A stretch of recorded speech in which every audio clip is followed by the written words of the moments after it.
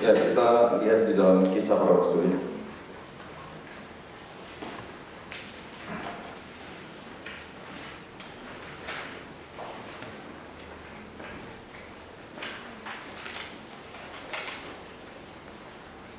Nanti kita akan mempelajari satu puncak kemuliaan, ekselensi dari Kristus itu pada waktu Yesus bertemu dengan Musa dan Elia. Setelah saya akan memaparkan satu doksologi yang dilakukan oleh para hamba Tuhan ini, khususnya Nabi dan Imam ini.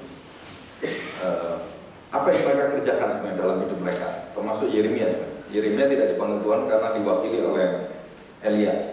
Ya, Elia dengan Musa itu mewakili perjanjian lama, dan memang berkaitan erat sekali dengan pekerjaan Elia yang dinyatakan di dalam pekerjaan Yohanes Baptis dan juga Musa berkaitan dengan hukum Taurat, dan Yesus sendirilah yang membawa Taurat itu disempurnakan. Nah, saya akan membuat kita melihat secara ke belakang, gitu ya. Kita lihat Kisah pasal 1 ayat yang pertama dan sampai ketiga. Demikian bunyi firman Tuhan. Hai Theophilus, dalam bukuku yang pertama aku menulis tentang segala sesuatu. Jadi segala sesuatu yang dia tahu, yang dia dengar. Lukas itu menuliskan Injilnya, dan ini menuliskan bagaimana Injil disampaikan pada seluruh bangsa. Kisah Para Rasul. Hai Filipus, dalam buku yang pertama aku menulis tentang segala sesuatu yang dikerjakan dan diajarkan Yesus.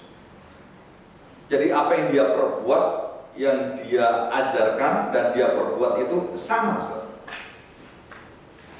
Jadi kalau kita biasanya kan ngajar anak kita, belum tentu kita melakukan itu. Kalau Tuhan Yesus tidak, apa yang dia kerjakan dan apa yang dia ajarkan itu sama. Yang membuat orang-orang kagum dengan apa yang dilakukan Tuhan Yesus itu hal seperti ini, sehingga tidak ada lagi yang disebut sebagai kepalsuan, kemunafikan, dan hidup seperti bunglon, gitu ya. Jadi dia, apa yang ada dalam hati dengan apa yang ada di luar itu sama. Dan manusia yang satu-satunya yang memiliki ucapan dan hati sama itu hanya Tuhan Yesus. Yang lain tidak. Dan tidak ada manusia yang kudus, yang suci, yang sempurna, tanpa cacat celah, tanpa krut, dan tanpa dosa. Hanya Tuhan Yesus. Jadi Tuhan Yesus itu adalah satu contoh yang paling excellent, itu artinya yang terpuncak sebenarnya. Dan tidak ada orang yang bisa menyaingi dia. Excellent. Nah, kata-kata ini pertama kali dalam buku Jonathan Edwards yang menuliskan Excellency of Christ. Setelah itu dituliskan pada abad yang ke-17, 16, 17.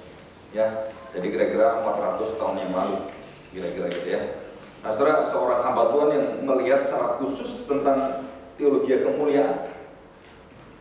Ada satu buku yang sekarang lagi ditulis juga, kemarin Pak Paulus beritahu kepada saya. Itu tentang kemuliaan Kristus juga, yang ditulis oleh Matthew Henry, ini papanya, jadi Philip Henry. Nah, dia melihat bagaimana Kristus itu kemuliaannya itu melampaui segala hal, memenuhi segala sesuatu. Nah, kita akan belajar itu ya. Ayat kedua, sampai pada hari ia terangkat, sebelum itu ia telah memberi perintahnya oleh Roh Kudus kepada rasul-rasulnya yang dipilihnya. Perintahnya itu apa? Pergilah, jadikanlah semua bangsa menjadi murid. Kan itu perintahnya kan. Jadi perintah terakhir itu waktu sebelum dia naik ke surga, dia memerintahkan itu kepada rasul-rasulnya dengan kuasa penyertaan Roh Kudus. Saudara jangan lupa ini. Jadi Roh Kudus itu di dalam gereja-gereja yang notabene itu yang mainstream, GKI, Injili, Reformasi atau Reform atau gereja-gereja Presbyterian. Saudara, biasanya kuasa Roh Kudusnya itu tidak terlihat, padahal sangat nyata sebenarnya. Kalau kita mengajar dan orang bisa mengenali Yesus, itu pekerjaan Roh Kudus. Tidak mungkin pekerjaan yang lain, itu pekerjaan Roh Kudus. Saya bisa tetap setia dan sampai hari ini saya tidak menyangkali iman saya. Itu karunia, anugerah, kasih Roh Kudus. Dan itu kita alami. Jadi Roh Kudus itu bekerja, nggak perlu pamer-pamer ya. Kamu bisa percaya, itu Roh Kudus. Saya bisa bertahan, itu Roh Kudus. Jadi segala sesuatu yang kita hidupi ini, nafas kita semuanya mulai dari yang fisikal sampai yang spiritual, itu semua yang menopang adalah Roh Kudus. Dan segala-galanya Roh Kudus yang menyiapkan semua. Jadi bumi belum berbentuk, kacau balau, Roh Kudus menaungi bumi. Dan sebelum Maria bisa dipakai oleh Tuhan sebagai rahim yang dikuduskan, maka Roh Kudus datang mengerami rahim Maria.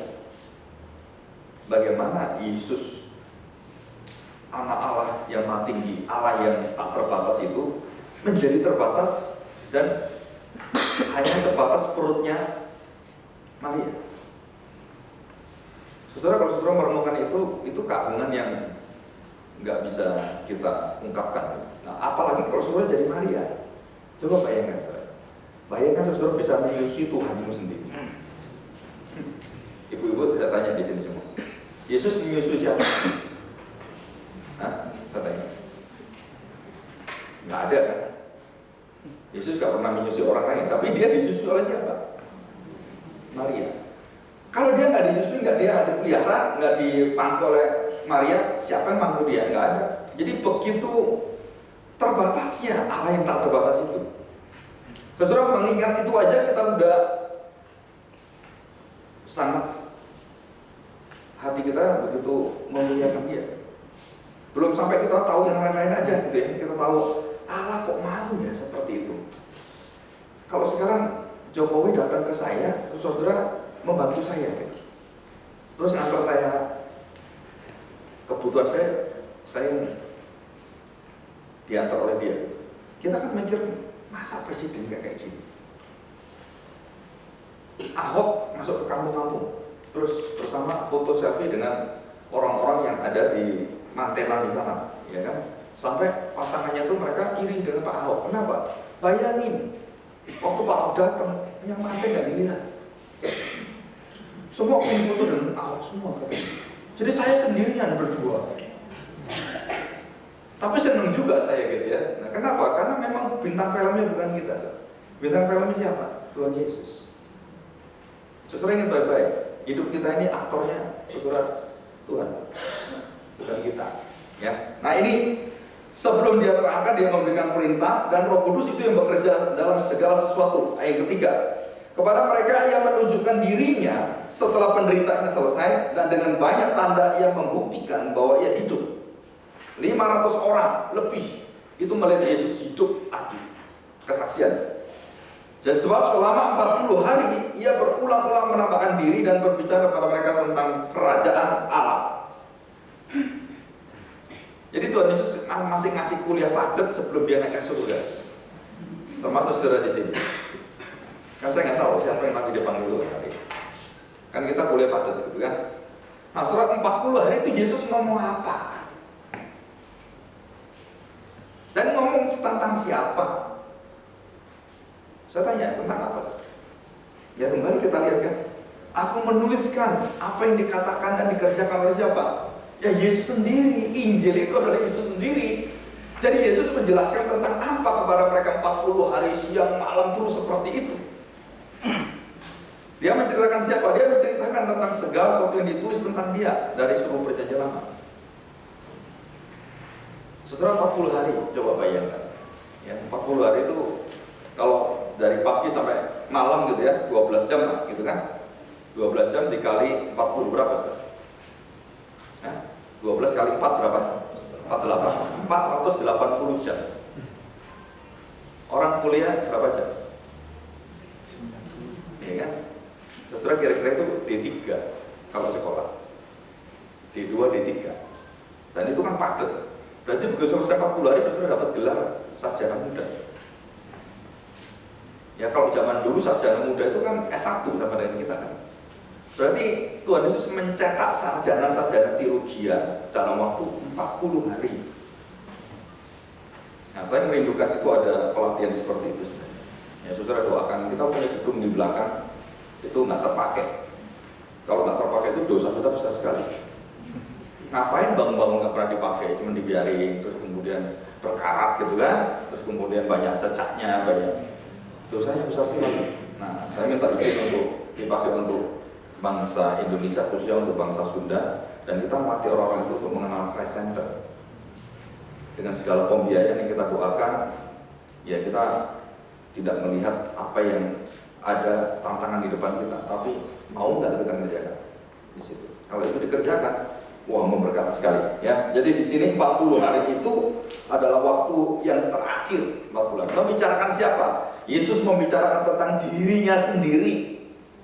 tentang kerajaannya, tentang kuasanya, tentang pengajarannya, dan tentang kedatangannya yang kedua kali kepada murid-murid dan janji setia dia. Ya, ini 40 hari. Nah, saudara, kita lihat pada pasal 5 ayat 42. Pasal 5 ayat 42. Demikian bunyi firman Tuhan. Ya, nah, saudara perhatikan pasal 5 ayat 42. Ini adalah kesaksian dari seorang bernama para rasul ini, ya, termasuk ke bait Allah mereka. Nah, saudara 42. Pasal 5 ayat 42. Dan setiap hari mereka melanjutkan apa? Pengajaran Yesus 40 hari. Pengajaran Yesus 3,5 tahun. Dilanjutkan pengajaran mereka di bait Allah dan di rumah, dari rumah ke rumah.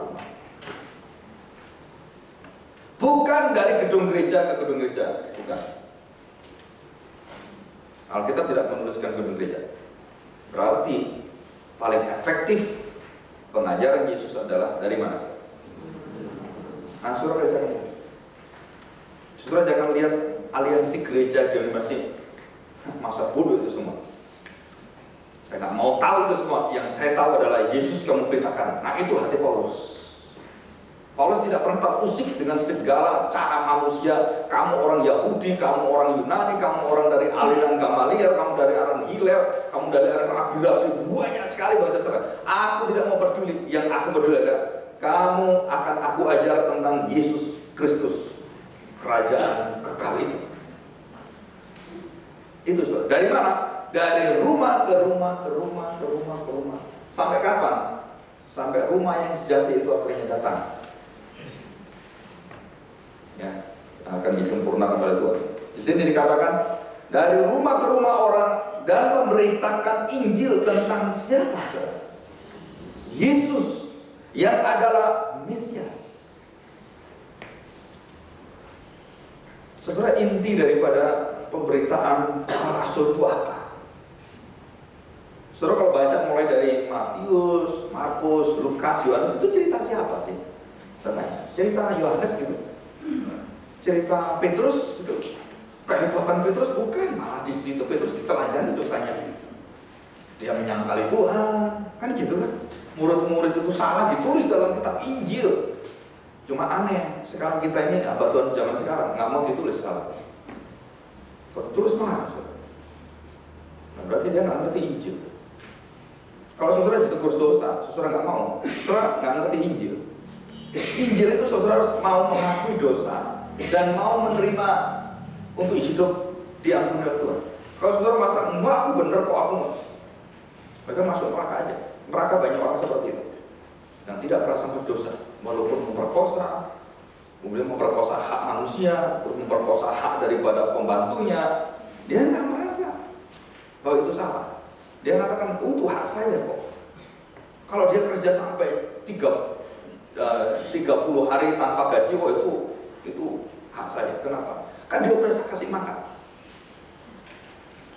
Pembantu rumah tangga, kan dia udah ikut saya. Dia mau kerja sampai malam pun nggak apa-apa. Seorang profesor namanya Wagiono, orang dari seberang, dari Muslim menjadi Kristen. Dan dia kemudian sekolah di Amerika, dia dapat gelar doktor. Saya ke rumah dia di Batu. Rumahnya sederhana, masuk ke rumahnya, apa yang terjadi? Lewat jam 5, pembantu tidak boleh melakukan pekerjaan apapun. Dan semua harus dikerjakan oleh orang di rumah masing-masing. Anaknya nyuci, makan, nggak bisa, kamu nggak boleh tunggu bantu, kamu cuci sendiri. Di luar waktu yang sudah diberikan pada pembantu 8 jam, 1 jam untuk istirahat, 7 jam kerja. Tidak boleh di luar itu kamu meminta apapun pada pembantu. Kamu membayar bukan 24 jam sehari.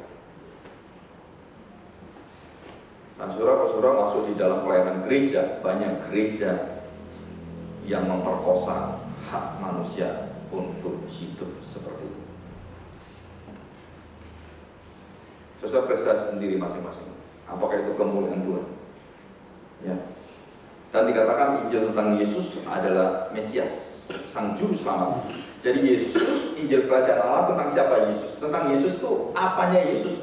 yaitu dia itu Mesias, dia itu pengantara, dia mediator, dia juru selamat, dan dia akan menebus umatnya, dan dia Mesias, dan dia tidak akan kerajaannya itu tergoyahkan, dan tidak ada yang bisa mengalahkan dia.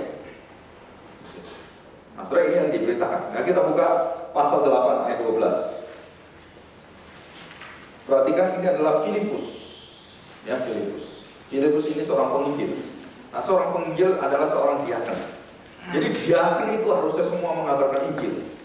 Dan kembali gereja melupakan banyak hal-hal yang prinsip Alkitab. Akhirnya banyak diaken nggak ngurusin penginjilan, ngurusi pekerjaan gereja. Ya, seharusnya diaken itu tugas utamanya, panggilannya adalah memberitakan Injil. Jadi diaken itu fungsi dasarnya adalah memberitakan Injil. Fungsi administrasinya adalah mengatur meja, keuangan, dan makanan untuk janda-janda dan orang-orang yang perlu dibelas kasihan. Itu pekerjaan administrasi. Tapi pekerjaan rohani dia adalah memberitakan Injil. Itu jelas ditulis dalam Alkitab. Tapi banyak dia kan nggak mau beritakan Injil. Ya, nanti dosamu bisa di surga. Demikian. Tetapi sekarang mereka percaya pada Filipus yang memberitakan Injil tentang kerajaan Allah dan tentang nama Yesus Kristus. Dan mereka memberi diri mereka dibaptis, baik laki-laki maupun perempuan. Jadi siapa yang membaptis mereka? Bukan pendeta. Diaken.